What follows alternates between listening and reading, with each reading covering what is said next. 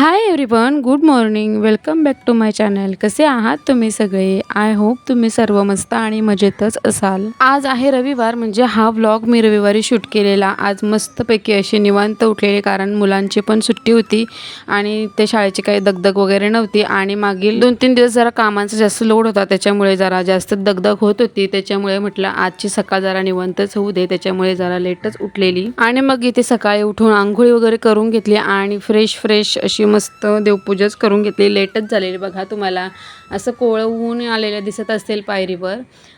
तर आजचा दिवस असाच चालू दे, एखाद दिवस आपला असा हवाच आरामात. तर बघा इथे मस्त अशी उंबरठा पूजन करून घेतलं पहिल्यांदा. यावेळी म्हणजे जेव्हा देवपूजा चालू होती ना, तेव्हा आई बाबा त्यांच्या आंघोळी वगैरे आवरून त्या गेलेले पण मल्यावर, ती माणसं म्हणजे त्यांच्या कामाला. आणि मी आणि जियांश होतो फक्त घरात. तुम्हाला साईडला जे अंथरूण, म्हणजे जियांश मी रूममध्ये असेल तरच रूममध्ये थांबतो. आणि मग इकडे बाहेर आलेला, तो बाहेर आईंचं अंथरूण होतं ना, त्याच्यावरच येऊन झोपलेला बघा. तुम्हाला साईडला दिसेलच बहुतेक.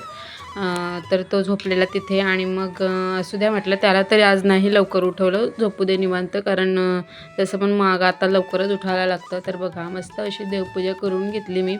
आणि अशी उंबरठ्यासमोर अशी फुलं जर ठेवली ना, तर म्हणजे पाहुणे येणारे किंवा आपण पण घरात अशी बाहेरून आत येताना जरा म्हणजे असं प्रसन्नच वाटतं, फुलं किंवा असे रांगोळी वगैरे बघितल्यानंतर. आणि हा आहे आमच्या म्हणजे देवघराचा उंबरठा. तिथे पण मी अशी रांगोळी काढत असते आणि तिथे पण फुलं ठेवली. आणि इकडे बघा ही बाबांनी मस्त अशी देवपूजा करून घेतलेली. बाबाच सकाळची देवपूजा बाबाच करत असतात आमची. मी फक्त अगरबत्ती वगैरे लावून एखाद दुसरा फूल ठेवला तर, नाहीतर मग बाबांनीच आणून ठेवलेली असतात ही सर्व फुलं वगैरे. बघा किती छान असं प्रसन्न वाटत होतं सकाळी सकाळी. इतकी पण सकाळ नव्हती, पण छानच वाटतं नेहमी देवासमोर आल्यानंतर. तर बघा मग त्यानंतर इकडे हे बघा अंथरूण तुम्हाला दिसत असेल, साईडला दिसलाच असेल. याच वेळेला जियांश उठलेला. आता ते पण मला सर्व झाडू वगैरे मारायचं होतं, तो झोपलेला म्हणून मी झाडू नव्हता मारला. आणि हा आहे आमच्या मागचा दरवाजा, म्हणजे हॉलमध्ये 2 दरवाजे आहेत आमच्या बघा. हा मागचा आहे आणि जो आता दाखवेल ना तो समोरचा आहे, पूर्वेकडचा. तर अशा प्रकारे अशी सकाळची देवपूजा करून घेतली. आणि मग जियांशला पण मग तोंड वगैरे धुवून घेतलं त्याचं. अंघोळी आज त्याचा विचार होता की अंघोळी मम्मा जरा लेट करेन, तर म्हटलं ठीक आहे. आता जवळजवळ मला तर वाटते ही 8-8:30ची वेळ असेल. मग त्याला पण भरवून घेतलं. दोघांनी मिळून आम्ही चहा नाश्ता केला. चहामध्ये शेवच खाल्लेली, त्याला पण चहा शेव भरवलेली. मी जास्त करून त्याला दूध बिस्किट किंवा दूध चपाती अशी देत असते चहामध्ये. पण कधी कधी मग मुलांचं पण म्हणजे असं चहामध्ये काहीतरी खायची इच्छा असते. मग चहामध्ये खाल्लं ना की मग उरलेला चहा घेत नाही ती, फक्त त्यांना चहामध्ये बिस्किट किंवा शेव अशी खायची असते. नुसता चहा पित नाही जास्त करून ती, दोन्ही पण मुलं. तर बघा मग इथे आमच्या आहेत ना शेजारच्या आई आलेल्या, तर त्या बसल्या, त्यांच्याशीच बोलत होते मी. मध्ये मध्ये तुम्हाला दिसत असेलच. त्यानंतर मग माझं पण मी नाश्ता करून घेतला, मी पण खाऊन घेतला. आणि त्यानंतर मग जी आपली चहा नाश्त्याची भांडी होती, जास्त नव्हती, थोडीशीच होती, तीच भांडी घासून घेतली. आणि त्यानंतर मला भरपूरच अशी कामं होती, तरी पण पहिल्यांदा म्हटलं ही किचन ओटाच, म्हणजे किचनपासूनच सुरुवात करते मी नेहमी कामाची. किचन ओटा सर्व साफ करून घेतला, भांडी वगैरे घासून घेतली. आणि जो ओट्यावर पसारा असतो तो सर्व म्हणजे साफ केलेला. जास्त करून सकाळी सकाळी माझा इतका काही पसारा नसतो, आणि त्यात पण टिफिन वगैरे पण बनवायचा नसतो, आणि रात्री आपली सगळी आपण क्लिनिंग करूनच झोपत असतो. त्याच्यामुळे आज काही इतका काही पसाराच नव्हता किचनवर, बोलला तरी चालेल. किचनमध्ये जी चहा नाश्त्याची भांडी होती ना, तीच घासून घेतली मी. मध्ये मध्ये तुम्हाला जियांशी लुडबुड आवाज येतच असेल, कारण खेळायलाच कोणत नव्हतं त्याच्यासोबत. काव्या पण नव्हती आणि घरातील माणसं पण ज्याच्या त्याच्या कामाला गेले. तर मग माझी अशी आमची दोघांची बडबड चालू होती. त्याचं असं म्हणणं होतं की मला किचन ओट्यावर बसव, म्हणजे मग त्याचे उपद्व्याप चालू. जसं की माझ्या किचन ओट्यावरच चमच्यांची रॅक आहे बघा, तुम्हाला कधी पण दिसत असेल. मग त्याच्यातून त्याचे चमचे काढ किंवा काही ना काही असं चालूच असतं. मग माझ्याच कामात वाढ होईल म्हणून म्हटलं आता थोडीच भांडी आहेत माझी, ही घासून घेऊ आणि मग आपण बाहेर जाऊ खेळायला म्हणून. त्याच्यावर कसा तो बाहेर पण खेळतो, पण त्याच्यासोबत असा उभा राहायला लागतं, किंवा म्हणजे त्याला भीती वाटते. आमच्या गावात असे म्हणजे फेरीवाले येतात, मग त्याला अगोदरच मीच म्हणजे तशी भीती देऊन ठेवली, कारण मग भीतीच वाटते तसं. पण मग तो मी जर किचनमध्ये असेल तर तो किचनमध्ये, हॉलमध्ये असेल तर हॉलमध्ये, असंच त्याचं चालू असतं. तर त्याचा म्हणणं तू बाहेर ये माझ्यासोबत अंगणात, मग मी म्हणजे सायकल चालवेन तिथे. तर म्हटलं मी आता बाहेरच माझी कामं आहेत तर मग आपण बाहेरच खेळू. तोपर्यंत मग मी इकडे सर्व क्लिनिंग करून घेतली.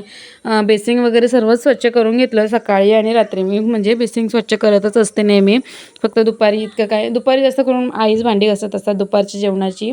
मग मला हा बेसिंग घासायला काही जमत नाही. तर बघा इथे जी होती ती भांडी घासून घेतली. आणि मी नेहमीच बोलत असते बघा, आताच मी जसं म्हणजे गुढीपाडव्याच्याच आधी साफसफाई केलेली.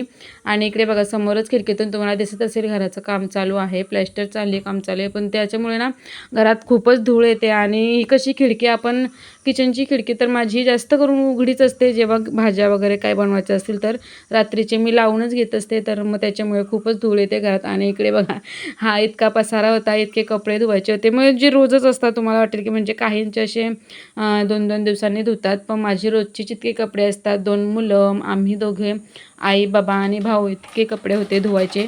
धुवून घेतले, जेवण वगैरे पण बनवून घेतलं मी. आणि मग बसलेले बघा मशीनवर.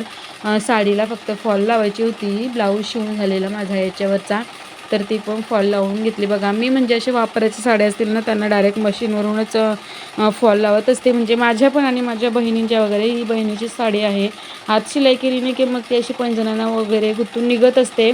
म्हणून मी म्हणजे दुसऱ्या कोणाला तशी विचारते, कोणाला हात शिलाई करून हवी असेल तर मग हात शिलाई करून देते, नाहीतर मग ज्यांना कोणाला अशी हवी असेल तर मी डायरेक्ट शिलाई मारून घेते. म्हणजे ती काही शिलाई दिसत नाही, तशी पण हात शिलाईची शिलाई दिसतेच. त्याच्यामुळे मग मी डायरेक्ट मशीनवरूनच शिलाई मारून घेत असते नेहमी. आज कसं माझं म्हणजे लवकरच कामं वगैरे आवरलेली, जेवण वगैरे आवरून झालेले. आणि हे जेव्हा मी मशीनवर बसलेली ना, फक्त फॉलच लावायची होती. आणि 1 वाजायला 15 मिनटं कमी होतं, जेवणाची बेल होण्याला 15 मिनटं कमी होते. तर म्हटलं ही म्हणजे फॉलच लावून घेते, म्हणजे कसा डायरेक्ट घडी घालून ठेवली की मग बेडवरच असतं जास्त करून माझा हा पसारा, तर तो पण कमी होईल. आणि इकडे बघा मग त्यानंतर काही शीट केलं नाही. आणि मी गेलेली, जसं की तुम्हाला मागच्या ब्लॉगमध्ये सांगितलेलंच, मी माझ्या आत्याच्या मुलीला मुलगा झाला आहे, तर तिथे गेलेली 5वीसाठी. ही आहे माझ्या आत्याची मुलगी आणि हे आहे क्यूट क्यूट बेबी. तर त्याचीच 5वी होती, आम्ही गेलेलो. म्हणजे जेवढी फॅमिली होती ना, आता मी जरा लेटच गेलेलो त्याच्यामुळे इतकी काही माणसं तुम्हाला दिसत नसतील, होती तेवढीच मी म्हणजे शूट केलेली. आणि काव्याची शूटिंग आहे ही म्हणजे तिचं कसं, तिला कॅमेरा इतका काय म्हणजे पकडायला जमत नाही, जास्त हलवते ती फोन. तर म्हटलं असू दे, जसं तुला जमल तसं कर, कारण इतक्या माणसांमध्ये मला म्हणजे शूट करायला जरा ऑफवर्ड वाटतं त्याच्यामुळे. तर बघा इथे जेवणाची पंगत चालू होती आणि थोडकीच माणसं होती. मी जायच्या अगोदर बहुतेक तर बघा इथे मी काही जेंट्सला आणलं नव्हतं, कारण रात्रीची पण वेळ होती, म्हणून म्हटलं नको त्याला. काव्याला घेऊन गेलेली. काव्या म्हणजे काव्याला पण कशी घेऊन गेलेलो, ती तिच्या मामाच्या घरी होती, मग तिकडूनच त्यानंतर मग आम्ही मस्त असं रात्रीचं जेवण आमचं तिथंच झालं. रात्रीचं जेवण वगैरे करून मग मी आलेली घरी.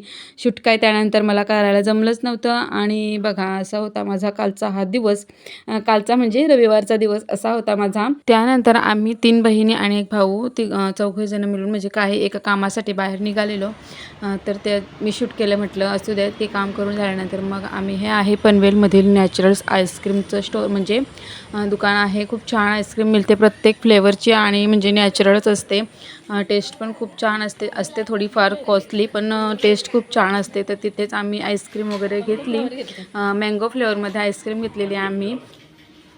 जे कोणी या एरियातील असतील ना, म्हणजे पनवेलच्या, तर त्यांना माहितीच असेल हे दुकान आईस्क्रीमचं. तर मस्त अशी आईस्क्रीम घेतली आम्ही. घरी गेल्यानंतरच खाणार होतो, कारण मुलं घरी होती, म्हणजे माहेरीच जाणार होतो इथून आम्ही डायरेक्ट. म्हणून म्हटलं इथे न खाता मग घरीच घेते पार्सल, तर घरीच घेतलेली आम्ही. त्यानंतर ही जी बहीण आहे ना दीक्षिता, तिच्या मुलाचा वाढदिवस आहे आता याच हप्त्यात. तर ती बोलत होती की पुन्हा मग याला घेऊन येण्यापेक्षा तो आमच्यासोबतच होता, तर म्हटलं मापाप्रमाणे मग त्याला पण कपडे घेता येतील.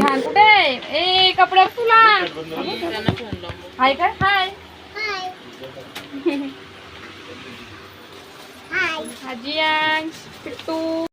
तर आम्ही गेलेलो. बघा हे माझ्या मामाचं दुकान आहे, ऑप्शन मेन्स वेअर म्हणून, पनवेलला सुरुची हॉटेलच्या साईडला. तर तिथे गेलेलो कपडे. या दुकानात ना मस्त असं कलेक्शन आहे मोठ्या माणसांचं, नवरदेवाचे शर्ट पॅन्ट, म्हणजे जसे आपल्याला हवे तसे फॉर्मल जीन्स वगैरे सर्वच प्रकारचे, आणि छोट्या मुलींचे सुद्धा कपडे आहेत या दुकानात, आणि क्वालिटी पण खूप छान असते. तुम्ही पण जर याच म्हणजे पनवेल भागातील असाल तर, आणि चांगलं कलेक्शन जर तुम्हाला बघायचे असेल कपड्यांमध्ये, तर या दुकानाला नक्कीच भेट देऊ शकता पनवेलमधील सुरुची हॉटेलजवळ. तर आम्ही पण मस्त अशी शॉपिंग केली.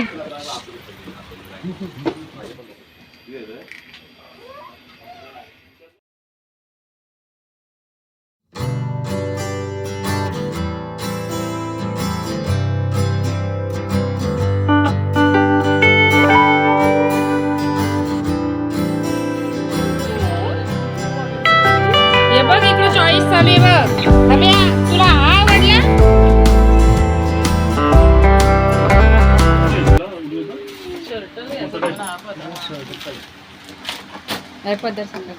असं चला तर मग आजच्या व्हिडिओमध्ये इतकंच. तुम्हाला कसा वाटला माझा आजचा व्हिडिओ? आवडला असेल तर व्हिडिओला लाईक आणि चॅनलला सबस्क्राईब करायला विसरू नका. चला तर मग भेटू उद्याच्या नवीन व्लॉगमध्ये. तोपर्यंत काळजी घ्या, मस्त राहा, मजेत राहा. आणि इकडे बघा या मुलांची कशी मस्त चालू होती. कुठे गेल्यावर यांचा काही सूर जमत नाही, पण असो चला, मुलांचं कधीही आणि कुठेही असंच असतं. चला तर मग बाय.